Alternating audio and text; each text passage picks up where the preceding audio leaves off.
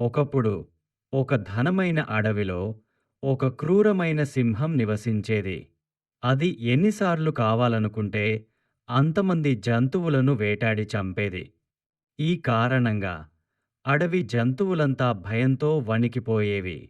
తమ ప్రాణాలను ప్రతిరోజు ఒక జంతువు స్వచ్ఛందంగా సింహం వద్దకు వెళ్లి ఆహారంగా అర్పించుకోవాలి. అప్పుడు అది ఇతర జంతువులను వేటాడదు.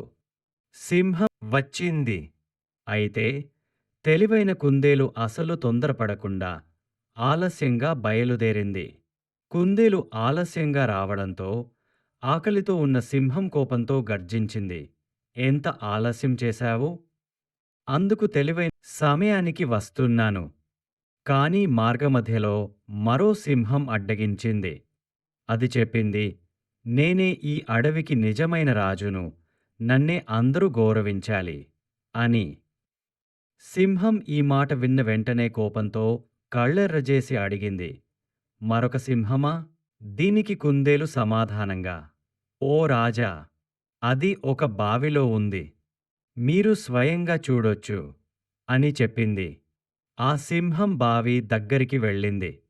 లోపల చూస్తే నీళ్లలో తన ప్రతిబింబం కనిపించింది. దాన్ని చూసిన సింహం ఇంకో సింహం గర్జించింది. నీళ్లలో ప్రతిబింబం కూడా దానికి ప్రతిస్పందనగా గర్జించడంతో సింహం కోపంతో వెంటనే బావిలో దూకింది. దూకిన వెంటనే అది లోపల పడిపోయి మునిగపోయింది. అదంతా చూసిన కుందేలు వెంటనే అడవికి చెప్పింది. సింహం మరిచిపోయినందుకు అన్ని జంతువులు ఆనందంతో ఉప్పొంగపోయాయి. నీతి: బలానికంటే తెలివి